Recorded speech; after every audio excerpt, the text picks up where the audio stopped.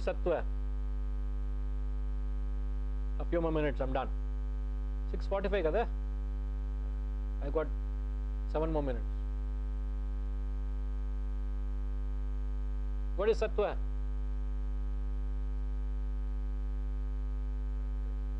Sorry? Righteousness, equanimous. So there is a sense of balance in his life. He doesn't get as emotional as the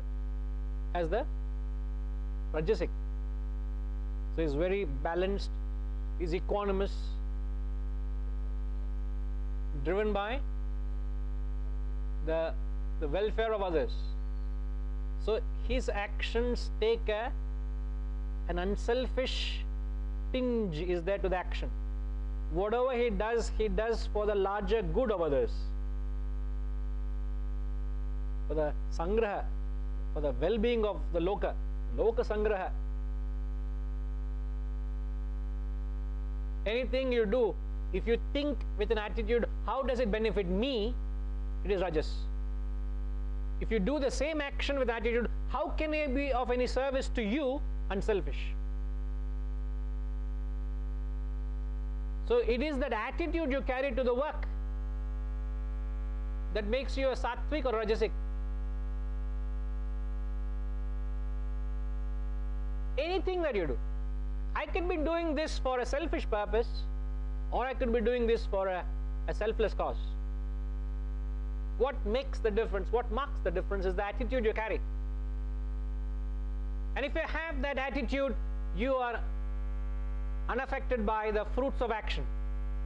A rajasic person is constantly in turmoil because he is driven by, a rajasic person is driven by results, result oriented. A sattvic person finds contentment in his work. He is so contented with his doing his part. I've done my part.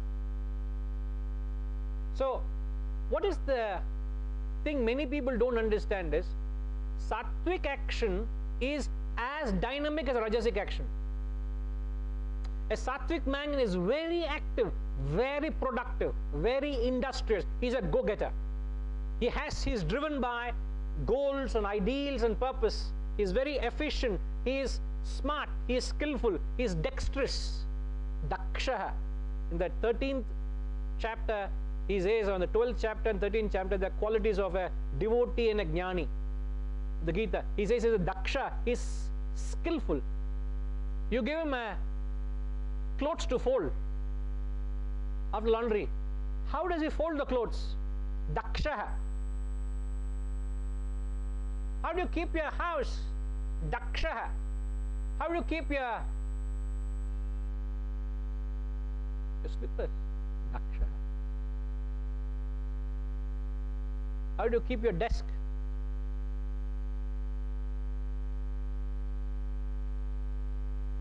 Everything you do is so skillful and so precise to a point of fault.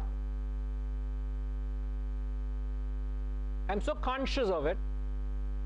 I'm not saying an example, but I'm saying I'm so conscious of it. At my desk, there's a 0.5 and a 0.7 lead pencil.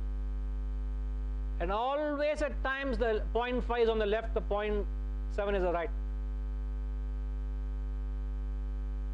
And I know when somebody has touched anything on my desk, including a paper marker, I know it's always kept there, blindfolded at pitch darkness. I go and pick it up. It is not an obsession. It is just to be dexterous. It is just everything has a place and everything should be in its place. And that ability to manage things in your life needs application. So sattvic action is an action with a dynamic pace, but with everlasting peace. And the classic example, 2 more minutes to go. Again, I'm not obsessed. I'm free to talk another few minutes if you allow me. But a classic example of 2 examples I'll give of a sattvic action is, imagine a Boeing aircraft, or any aircraft for that matter. It's flying at 35,000 feet. And what's the speed it travels at? Any idea, sir? 600-700 kilometers an hour.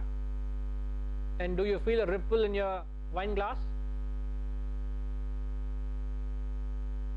You're having a cup of tea or a wine. You don't feel a ripple.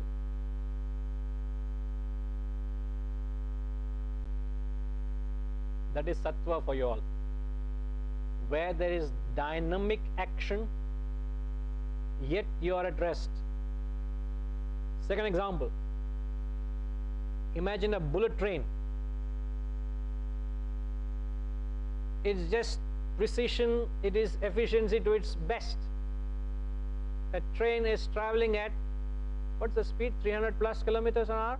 350 kilometers an hour. The train is just zooming past.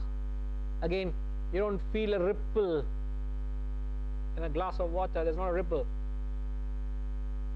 So there is that efficiency and yet that balance and peace.